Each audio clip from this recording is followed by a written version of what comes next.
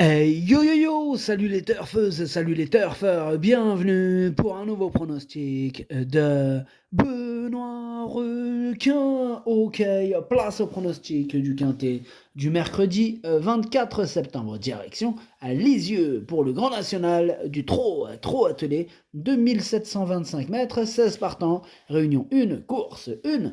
Il y a un rendement de distance de 25 mètres entre le numéro 8 et le numéro 14 et un rendement de 50 mètres pour le numéro 15 et le numéro 16. L'indice de confiance, c'est 4 sur 5. Petit retour sur le quintet de ce lundi. Dans mon pronostic, je vous ai donné le tiercé dans le désordre. Par contre, côté rapport, oh là là, ça payait pas. Hein. Bon, cette vidéo, je la tourne avant l'arrivée du quintet de ce mardi. Voilà, et je reviendrai dessus demain. Ok, c'est parti, on commence le pronostic et on commence avec le numéro 1, Queen Winner. Et on écoute Thibaut Lamar. Queen Winner, il a eu un bon comportement dans le critérium des 5 ans. Elle a eu un bon comportement. Elle n'a qu'une accélération et n'a pu se relancer après avoir été stoppée dans le dernier tournant. Mercredi, elle peut éventuellement manquer de fraîcheur, mais l'engagement est favorable. Hein. Nous sommes à un quart d'heure de l'hippodrome et elle n'a pas de course dans l'immédiat. Une place est à sa portée. Ouais, bon, on l'aura compris, il est juste à côté, donc pourquoi pas tenter. Bon, maintenant sur sa classe, moi je pense qu'elle peut quand même terminer à l'arrivée. Moi je l'ai mis 5e. Bref, on passe au numéro 2, Jeannette. Priori, on écoute Tony Lebellé. Jeannette, priori, elle est moins à l'aise sur l'herbe. Mieux vaut la juger sur ses bonnes sorties dans les étapes de Saint-Malo et Toulouse.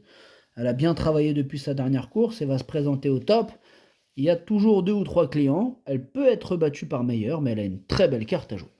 Mais il est super chaud, Tony Lebellé avec ce numéro 2 qui me plaît beaucoup aussi. Moi, je l'ai mis 4e. On passe au numéro 3, Idol of Love, et on écoute Emmanuel Varin. Idol of Love, il a réalisé un super été. Un super été, il s'est imposé à 3 reprises. Elle s'est imposée, pardon, à 3 reprises. Elle a encore bien gagné dernièrement à Beaumont-de-Lomagne. Bon, comme c'est une excellente droitière, j'ai préféré attendre cet engagement plutôt qu'une course à Vincennes le week-end dernier. Elle aurait pu conclure 3e de l'étape de Saint-Malo si elle n'avait pas joué de malchance. Là, une place est donc à sa portée. Ouais, je le pense aussi qu'une place est à sa portée. Moi, je l'ai gardé dans mon prono, je l'ai mis 6e. Par contre, le numéro 4, Hold Up du Dijon, lui, je l'ai pas retenu, hein, j'en ai préféré d'autres. On passe au numéro 5, Helios. Si, lui, il m'embête beaucoup, c'est lui mon gros regret. Mon cheval de complément, cadenon partant, attention, possible cassage en vue.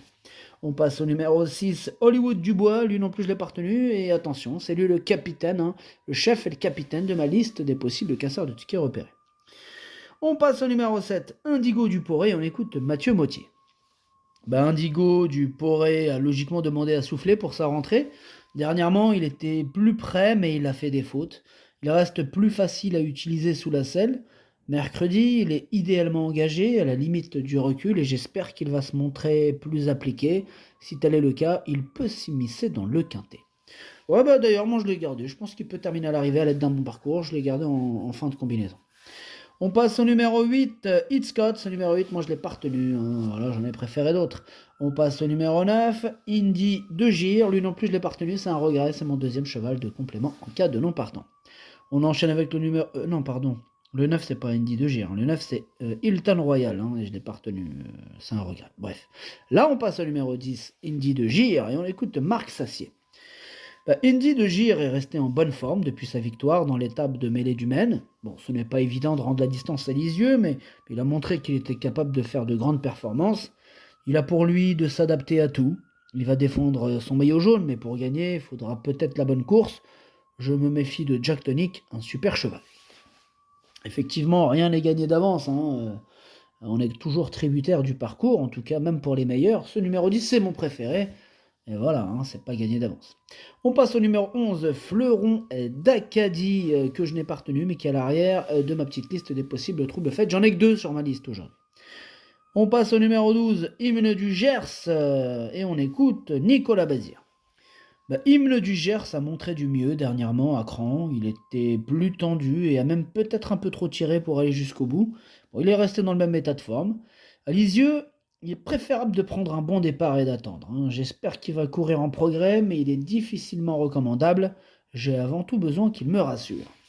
Ouais, on a besoin qu'il nous rassure, mais dans ce lot, pourquoi pas une fin de combinaison en cas de petite défaillance avec un bon parcours. Voilà, pourquoi pas une fin de combinaison. On passe au numéro 13, Y de Seyan, et on écoute Christophe Jariel. Ouais, mais Y de Seyan ne déméritait pas, gagne malgré un mauvais déroulement de course. Ici, l'opposition est moins relevée, aussi je le trouve désormais meilleur corde droite. Comme lors de sa deuxième place dans l'étape de Saint-Malo, le but sera de se faire ramener et de venir finir. On envisage la 4e ou la 5e place, ce qui serait bien. Ouais, ben moi j'envisage le podium carrément avec ce numéro 13. Après avoir bien étudié ce quintet, je trouve qu'il a sa place sur le podium. Bref, on passe au numéro 14, Jack Tonic, et on écoute Théo Duval d'Estaing. Oui, Jack Tonic, il a encore eu un bon comportement dans le critérium de vitesse à Argentan. Là, dans la foulée, il fait face à un bel engagement sur un tracé corde à droite qu'il va apprécier. Il avait pris la 2e place de l'étape de Reims au printemps. Il se présente au top et je ne lui vois pas de points négatifs, si ce n'est que qu'il ne gagne pas souvent. Il a sa place sur le podium. Ouais, il avait fini 2e, et moi je pense qu'il peut encore finir 2e, voire même pourquoi pas remporter ce joli quintet. Moi, je l'ai mis 2e. Bref, on passe au numéro 15, et au numéro 16, on va faire les deux, une pierre deux coups, le 15 et le 16 que je raye. Énorme nom pour ces deux derniers.